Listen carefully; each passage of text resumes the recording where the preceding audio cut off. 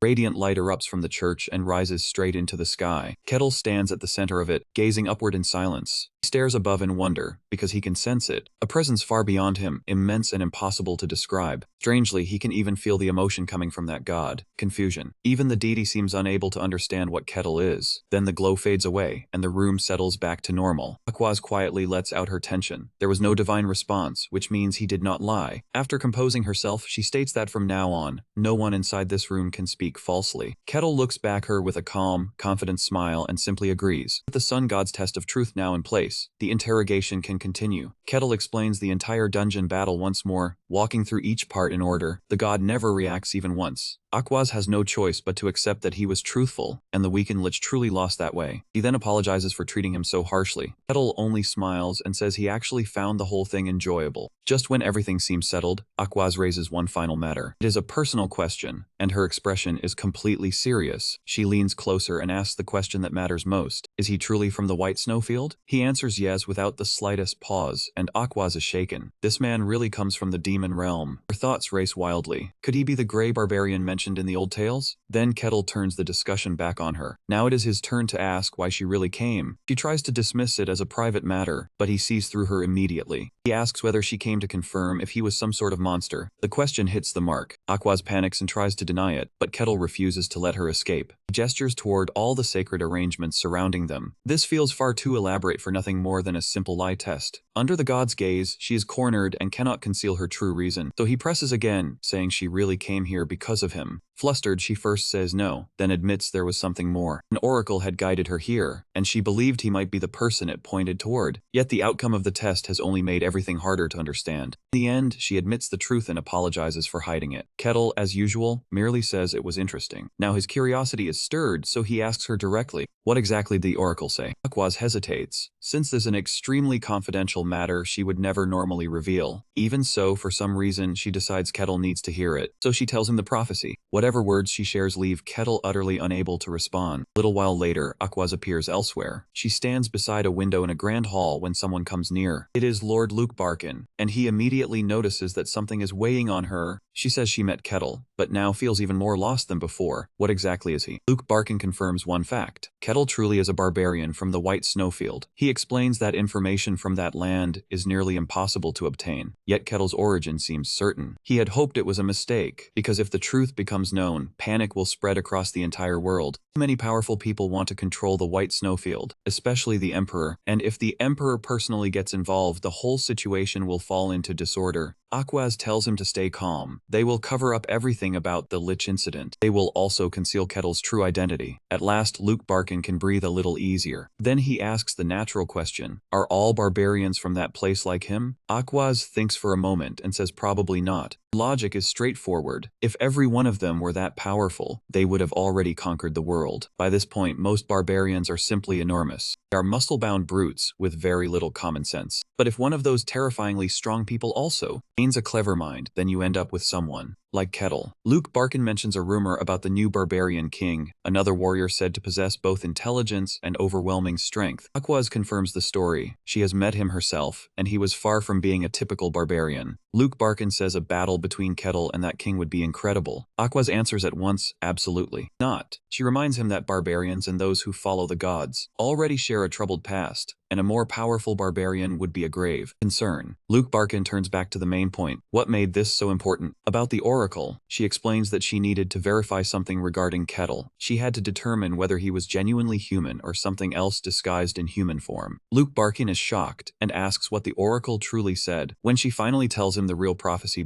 Luke Barkin turns pale with shock. Later, Kettle is summoned to Lord Luke Barkin's office, where the Lord begins with a courteous smile. There is some light conversation, but Kettle quickly cuts it short. He is fine, so why was he called here? Luke Barkin moves straight to the point. First, he offers his thanks. Kettle protected the entire territory from the Lich Cardos. He admits that if Cardos had been at full power, none of them would have survived. Then the unpleasant part follows. Kettle learns that this victory must remain hidden. Taking down a Lich is a major feat, but if the Emperor finds out, he will act immediately. Kettle is not too bothered, since fame was never his goal. Luke Barkin says that alone is not enough, so he has prepared a reward. He lightly taps the surface of the desk. A servant carries it in, and Kettle's eyes widen in surprise. Before him sits a large, sparkling bag filled with treasure. He only stares in confusion until Luke Barkin explains that it is no ordinary bag, and tells him to try using it. Kettle keeps gazing at the small pouch, completely captivated by its glitter. Luke Barkin tells him to stop staring and open it already. Then he begins explaining what the item really is. It is an artifact, a storage artifact. The space inside is as large as the entire room. Kettle is amazed. This is the first time he has ever seen one so closely. Luke Barkin adds that it can store objects even larger than its opening. Naturally, Kettle decides to test it right away. He pushes his massive axe toward the pouch, and the weapon slides smoothly inside. Luke Barkin explains how to retrieve it, reach in and imagine the item he wants. Kettle can hardly hold back his excitement. He is delighted with the gift and promises to make good use of it. After that is settled, Luke Barkin raises one more matter, the prophecy. He remembers Swordmaster Kane's report, which said beings from the demon realm had begun appearing. Now he wonders whether those incidents are tied to that same prophecy. Warned that a great evil would strike this land first, then spread throughout the world. Luke Barkin's territory consists of small villages that normally keep in steady contact. Then one distant village suddenly stopped sending any word. A nearby town sent people to investigate, but none of them came back. Afterward, Luke Barkin dispatched guards as well, and they also disappeared. That was when he realized this was not just a delayed message. At the Mercenary Guild, Rosa posts an urgent request from the Lord. Kettle asks what the assignment is, and she says they need someone to inspect the missing sleeping village. Rosa describes it as a dispatch mission, though the payment is far higher than usual for that kind of job. For Kettle, that is all he needs to know. Rosa smiles, already certain that he is the perfect choice. Later, at the meeting place, the other mercenaries murmur anxiously among themselves. Hayes stays off to one side. She looks as if she would rather be anywhere but there. Then she raises her head when someone calls out to her, "Wait, could that be Mr. Kettle?" Kettle smiles broadly as he shows off his newly made outfit. He explains that his old clothes had become too worn to keep using, so he had a fresh set made, following a design he created himself. Hayes realizes that he is joining the quest as well. He says a request this interesting was impossible for him to ignore. Then he asks where the rest of their old partners came with them. Hayes replies that they were sensible enough to stay away. Kettle glances around, thinking that for a mission with such a large reward, gathered party is surprisingly small. Hayes tells him the reason is simple. This clearly is not ordinary work, because the reward is far too high for basic scouting. With all the talk about missing guards, the situation is obviously more serious. Kettle still looks rather let down by how few people showed up. Hayes moves closer and says there is another rumor. She stops herself midway, letting out a tense little laugh. The laugh comes when Aquaz, the Sun God's heretic Inquisitor, makes her entrance. That was the rumor. The Inquisitor herself had joined, which scared many people away. Kettle tells the frightened Hayes to relax, saying Aquaz is courteous and kind. Hayes is stunned that he knows her. He says they are friends. To Hayes, that sounds completely absurd. A barbarian and an Inquisitor. Kettle steps over to greet her. Aquaz rejects him immediately, saying she does not recall ever being his friend. Kettle only laughs and says they can start being friends from now on. Paying no attention to that, Aquaz asks whether Hayes is a follower of Lady Calrosia. Kettle is impressed that she recognizes the name, but Aquaz looks uneasy, so he asks what is bothering her. She explains that Calrosia's followers should be in a period of rest, and only senior members are supposed to be outside. A moment later, she decides to let the matter go. Just as Hayes begins calling everyone over, another person arrives. It is the guard captain, accompanied by several men prepared for the mission. Kettle welcomes him with a bright grin, while Aquaz already seems worn out by his energy. Meanwhile, Hayes appears completely overwhelmed by everyone gathered around her. Captain welcomes all those who accepted the request, and the group sets out without delay. Before long, the team is traveling along the road to the village. Kettle studies the whole group and says this feels more like a raid than an ordinary assignment. Seeing that Aquaz looks uneasy, he asks whether this means her prophecy is finally beginning. She answers that the gods never gave her an exact date, and this could still be nothing more than a village that has gone quiet. Kettle refuses to let the subject drop. He says it is still possible. After all, the prophecy spoke of a great evil descending upon the world. Instead of being afraid, Kettle gives a faint smile. The thought almost seems to stir his excitement. Several hours later, they finally reach the village. The guard captain announces that they have arrived. The entire place is deathly quiet. He asks Aquaz what she can sense, and she confirms the grim truth. Not a single person is inside. One guard suggests the villagers may have fled, so the captain orders everyone to spread out and search. As the team moves through the village, the captain cannot stop wondering how 100 people could simply vanish. He is determined to uncover the truth, so he gives the order for the search to begin. Almost immediately, one of the men notices something, calls out to the captain. Food is still sitting on the table. Captain assumes the villagers abandoned it while fleeing, but the soldier quickly corrects him. The food is still warm. That realization strikes hard, because the village has supposedly been silent for days, and every person sent to investigate it vanished as well. Inside the house, a mercenary reports that they found no trace of anyone escaping or hiding. The captain answers him with a grim expression. He orders the man to keep looking. Everywhere they search, they find signs people were recently there, yet not a single person remains. Another soldier soon returns with a report. He says there is obvious proof that the villagers had been there, but there is no sign of where they went. It feels as if they simply disappeared. Captain turns his attention to Aquaz. He hopes she might know something, but she has no answers. Next, he looks to Kettle for ideas. Kettle says he has found nothing either, and he cannot sense anyone nearby. Just as the captain begins losing his composure,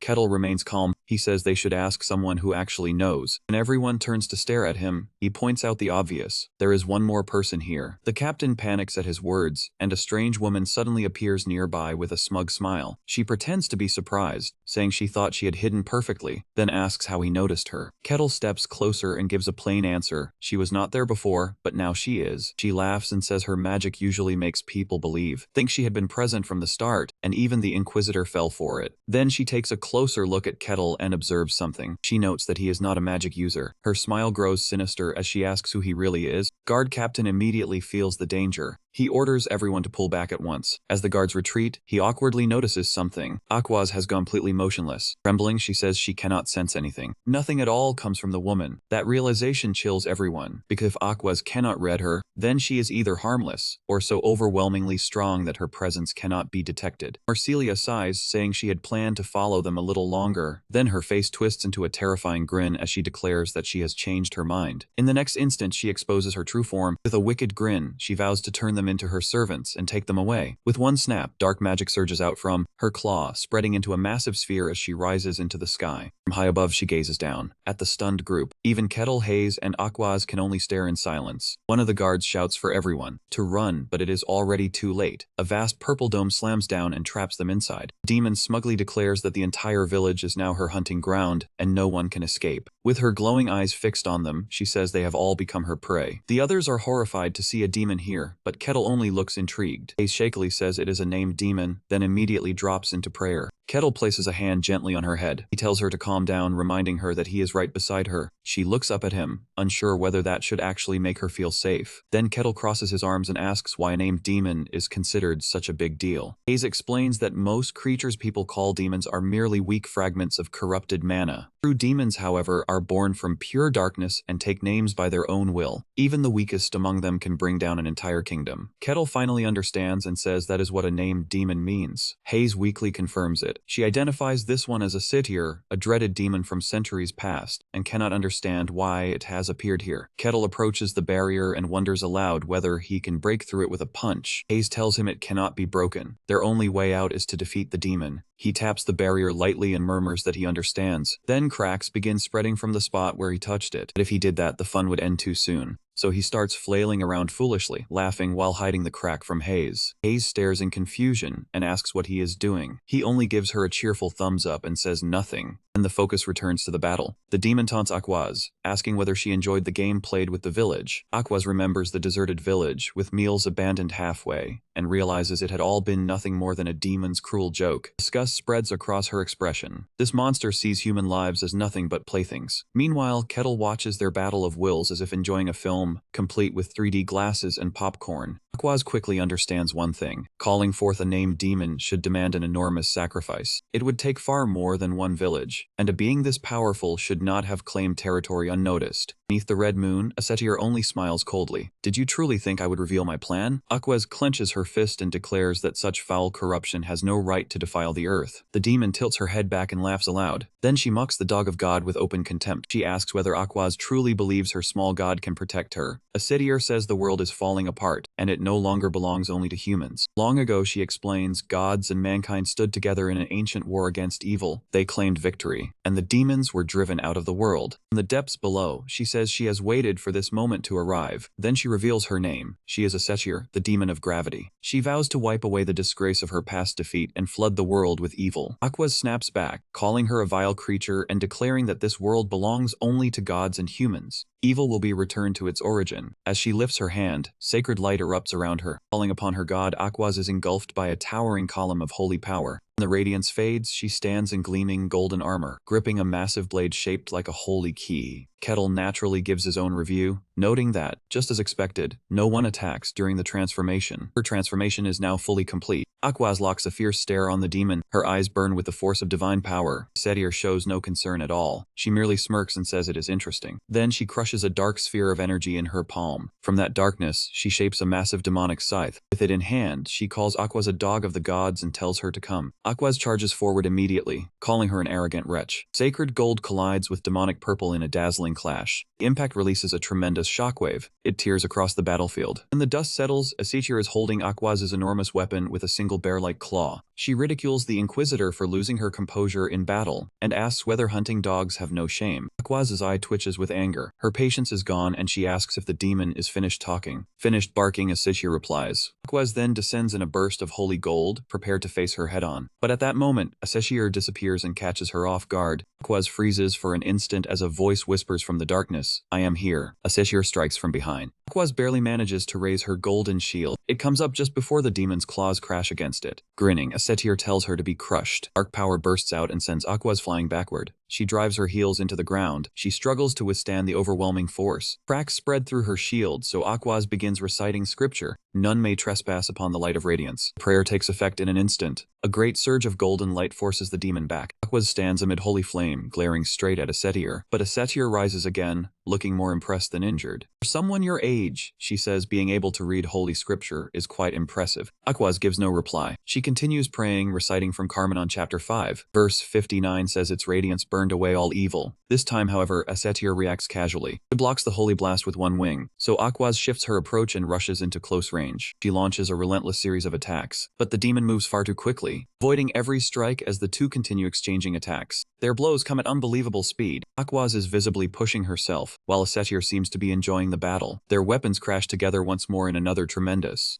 collision. The force of it rips across the nearby streets. The rest of the group is thrown back, crying out in fear. Back at the heart of the chaos, the two mighty fighters remain locked in a fierce close-quarters struggle, and Kettle simply watches with a wide grin, clearly savoring every moment. Hayes rushes over in panic, pleading with him to help Lady Aquaz. Kettle glances his way and casually says he probably could. Then he asks why he should bother. Hayes can only look at him in complete disbelief. Kettle's logic is simple. It is not his issue, and he has no desire to spoil a great fight. He even admits that he wants to face a demon himself someday. For the moment, though, watching is enough for him. Hayes is utterly shocked. This is not how a hero is supposed to behave. While they argue, light and darkness collide once again. A satyr deflects another attack and gives a mocking smile. So you truly are the god's hunting dog. Then she brags that her own power is stronger. But Aqua spots an opening, certain. That demonic strength can never truly surpass the gods. A satyr realizes the battle is turning into a deadlock. If things continue this way, she gains nothing. She needs an advantage quickly. So like any underhanded villain, she suddenly shoots toward the defenseless party members. Aquaz shouts a warning and rushes to intercept her, but a satyr is much too quick. The demon launches a ruthless attack toward the helpless adventurers. It is a shameless move. The party cries out as sacred and demonic power erupts around them. Furious, Aquaz clenches her teeth and throws herself before the blast to protect her companions. Her eyes flare as she shouts at the vile creature. A satyr only laughs right in her face. Did you actually expect a demon to fight fairly? Aquaz burns with anger and begins chanting again, pulling forth even greater power. She recites a sacred verse and releases her. A vast surge of golden energy. A glowing sanctuary takes shape as she cries out, telling her companions to get inside. Watching from the shadows, a satyr takes pleasure in the entire scene. She taunts Aquaz for spending such a massive spell, but Aquaz sharply tells her to be quiet. It only makes a satyr smile wider. It is exactly the reaction she wanted. Then the words stop, and both of them charge straight toward each other. Aquaz swings her enormous cross-shaped weapon, sending a broad golden arc slicing through the air. A satyr slips away easily and appears above her, saying death is still just death. She flashes in close and whispers that no one will remember Aquaz's noble sacrifice. Then she strikes at her, sneering that Aquaz will only shame her god. Then comes the cruel proposal: drop the shield protecting your friends, and perhaps she will allow her to win. Aquaz refuses to be fooled and calls it a cheap trick. A satyr grins and asks if she truly believes she will leave this place alive. Aquaz steadies her stance and says she has heard enough. Fine, the demon replies. Then fall like a martyr, she releases a towering pillar of dark energy, forcing Aquaz to brace herself against the pressure. Then, without warning, a satyr appears directly in front of her. She moves far too quickly for anyone to track. Before Aquaz can even respond, the demon attacks, releasing a massive surge of energy that sends the Inquisitor hurtling backward. Aquaz looks up, shaken by both shock and pain. The satyr charges again, moving too fast for anyone to stop her. Dark tendrils whip forward and wrap tightly around Aquaz. She cannot understand it. Her sanctuary should be resisting the darkness, yet the darkness is overpowering it. A satyr cuts through the chaos with a single cold remark. No, I am tired of listening to your god's dull verses. Then she drives her fist into Aquaz. The blow hits her stomach and breaks apart her golden aura. As a satyr moves in for another strike, Aquaz barely manages to raise her shield in time, but it makes no difference. The shield bursts apart, scattering into golden light. Satyr's energy blade slices through Aquaz's armor. She sees as the shield's crystal core as Aquaz cries out in pain. In moments, Aquaz is defeated, trapped in dark magic and left struggling helplessly. With the Inquisitor fallen, the golden dome protecting, the others begins to crack before shattering completely. The group is left frightened and completely exposed. The satyr grins and tells them not to fear, saying she will save them. For dessert, first she turns her attention back to Aquaz. She wonders aloud what a noble hound of God might taste like. As she opens her fanged mouth to bite down,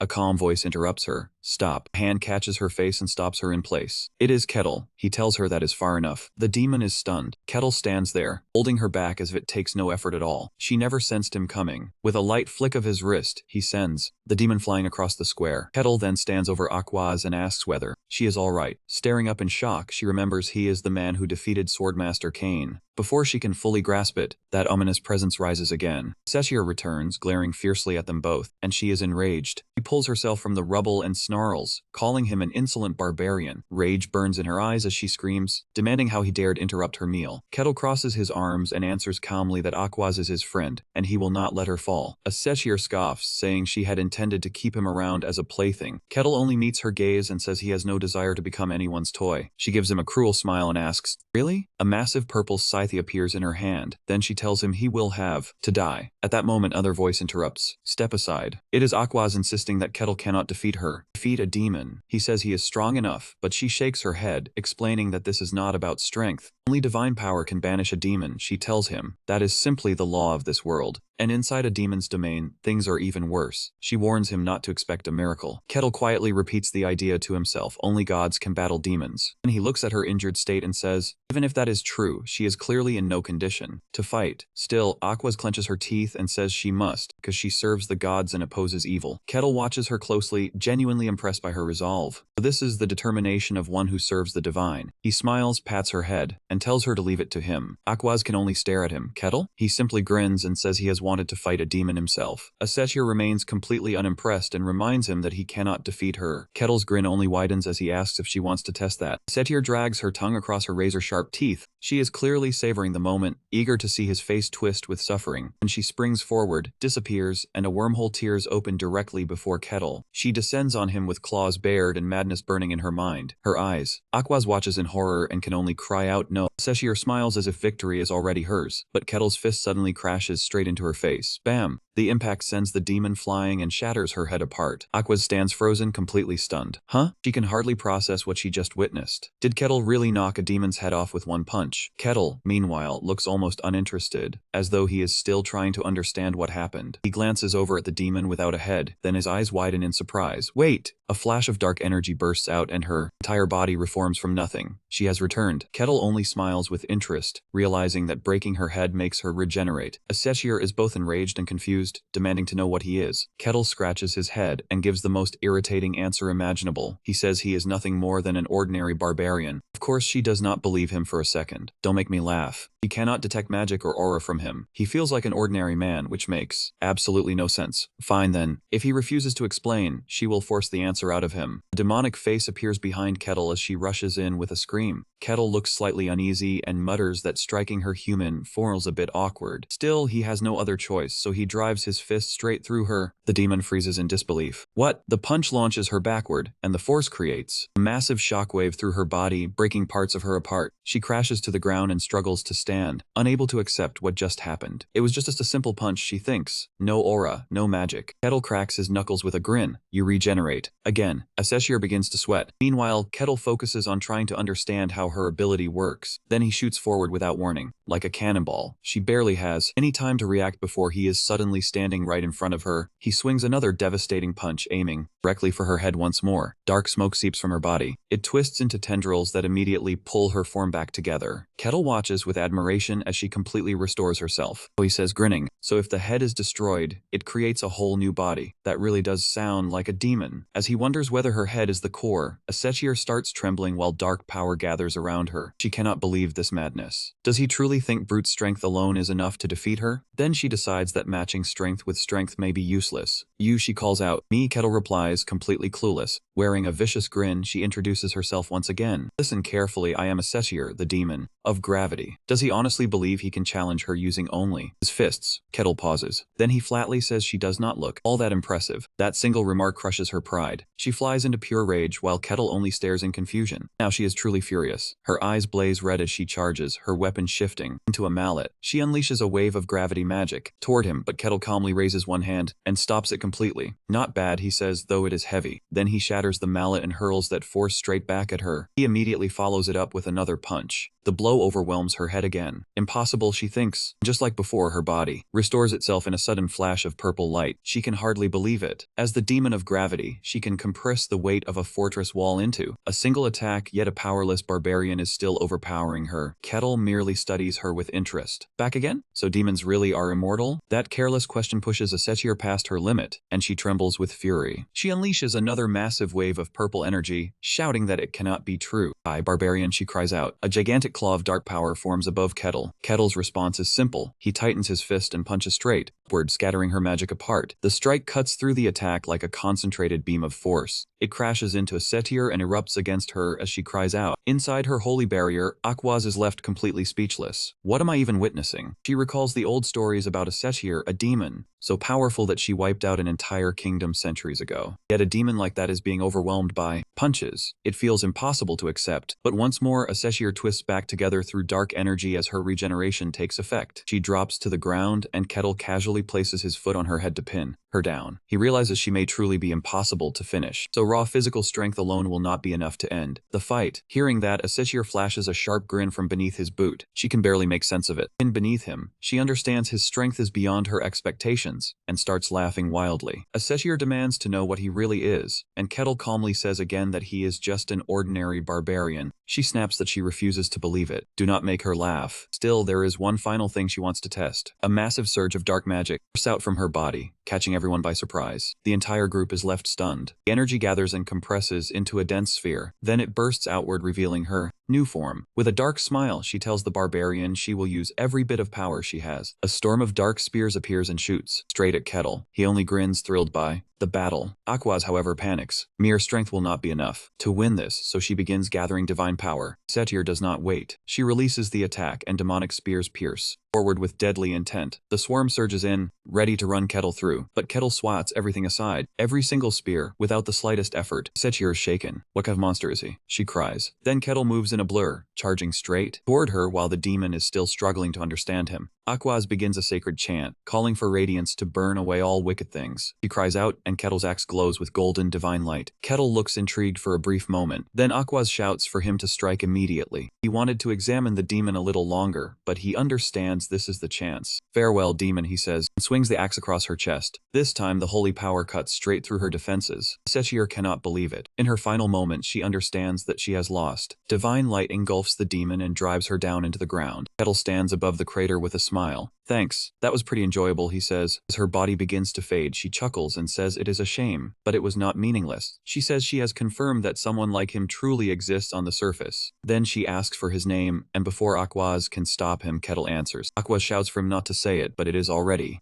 too late, and Kettle can only mutter a small, careless oops. Asura gives a horrifying grin, saying she is sending a message to the underworld. Let every being in hell remember the name of the barbarian Kettle. Aquaz nearly sinks in despair. Far below, deep in hell, countless demonic eyes suddenly open and turn toward the world above. That sea of eyes locks onto Kettle. He simply stands there looking confused. A dark presence then manifests right in front of him. Asura laughs, declaring that the barbarian now belongs to them.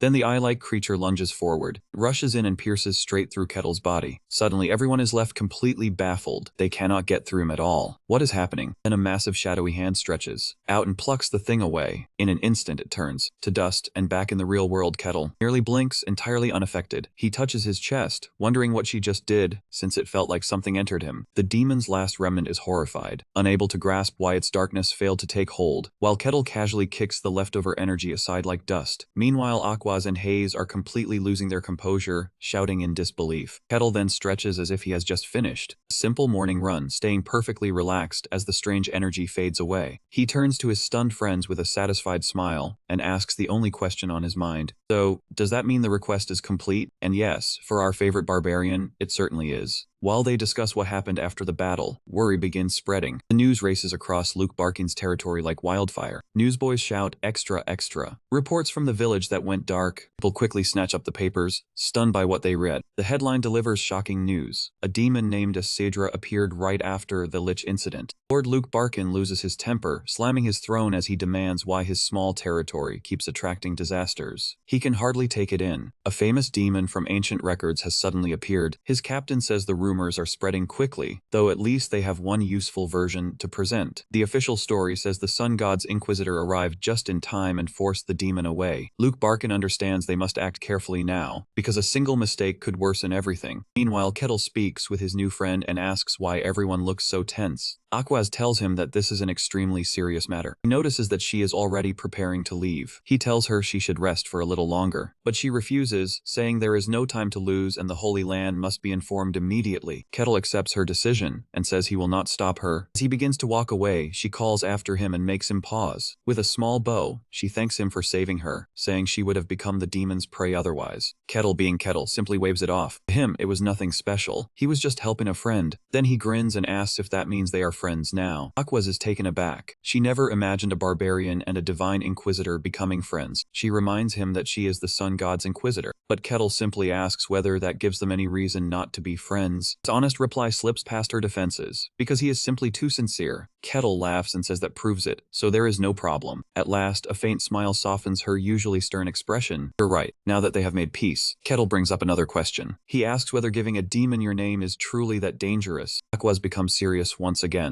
She says it is connected to something known as a brand. Then she explains that demons can use a name to place a dark mark on someone. It marks the soul, making the person easier for nearby evil beings to notice. Once that happens, holy power is needed to remove it, or the person becomes prey for demons. Kettle points to himself in confusion and asks whether that happened to him. Aquaz says no, somehow he was not branded. Even so, she warns him with a grave expression that his name is probably known throughout hell. By now, they likely know who he is, but without the brand, they cannot track his location. So as long as he does not run into them himself, he should be fine. Kettle finds the explanation fascinating, especially the fact that his attacks did not erase the demon permanently. Aquaz tells him that is simply the nature of demons. Then she begins explaining more of the old history. Long ago, the gods created humans. Humans lived as they pleased, and the gods mostly left them to their own choices. Later, strange beings from another dimension became interested in the human world. They came to be called demons and brought chaos with them. At last, the gods intervened, joined hands with humans, and pushed the demons back to their own realm. After that, people built churches to honor the gods, and peace continued for a time. But eventually, demons began sneaking back into the human world, so the gods granted a portion of their power to faithful followers, because only holy power can truly harm demons. Kettle finally understands. They cannot be dealt with normally, because they are essentially beings from another world. Aquaz agrees. They were never creatures that belonged to this world in the first place. Kettle says it would be a serious problem if demons began appearing constantly. Aquaz reassures him that stronger demons cannot simply enter and leave whenever they wish. Still, she reveals that the seal on the demon realm appears weaker now. Dungeon cycles have become unstable, and monsters are appearing more often. These incidents have been happening with increasing frequency. It all began about a year ago. Kettle suddenly goes still. A year ago. That was exactly when he completed his final quest in the snowy field, pulling him out of his thoughts. Aquaz says she must leave now. Before departing, she invites him to visit her holy order someday and says he will be welcome there. Kettle smiles and says he would like that very much. With that, Aquaz takes her leave. She sets off by carriage to deliver her report. Even while still recovering, she knows this information must reach the Saintess as quickly as possible. One question keeps troubling her throughout the journey. Why had the sun god said nothing at all about that barbarian? While Aquaz struggles with that mystery, someone else is experiencing a very different kind of day. Swordmaster Cain walks through the palace with a weary sigh. He mutters that meeting the Emperor is always exhausting. Then a smooth voice behind him remarks that he seems to be having a difficult time. Cain turns around and sees a man with long dark hair and an unmistakable presence. This is no ordinary person. He is the great master of the magic tower. He stands at the very peak of the magical world. With a faint smirk, the master asks what has brought Cain here. Cain throws the same question right back at him. Master says he is only making a routine visit, while Cain explains that he came to report on his latest mission. That catches the master's attention. He mentions the reconnaissance mission to the demon realm's Forest of Silence. Then he asks how it went, and Cain's expression immediately turns grim. Cain says it defied everything they knew, and describes the place as genuinely frightening. Inside that forest, there was no sound at all, and even his detection magic became useless. No matter how loudly he called out, nothing returned. There was no noise, no echo, only silence. His soldiers vanished one after another, and Cain can only describe the experience as deeply unsettling. Back in the present, he wonders why the Emperor is so determined to conquer the demon realm, then decides powerful people must be strange. Master simply smiles. He admits that the demon realm interests him as well. Cain wants nothing to do with it and says he would rather remain ordinary. With a snap of his fingers, the master traps them. A vast magic circle forms around them.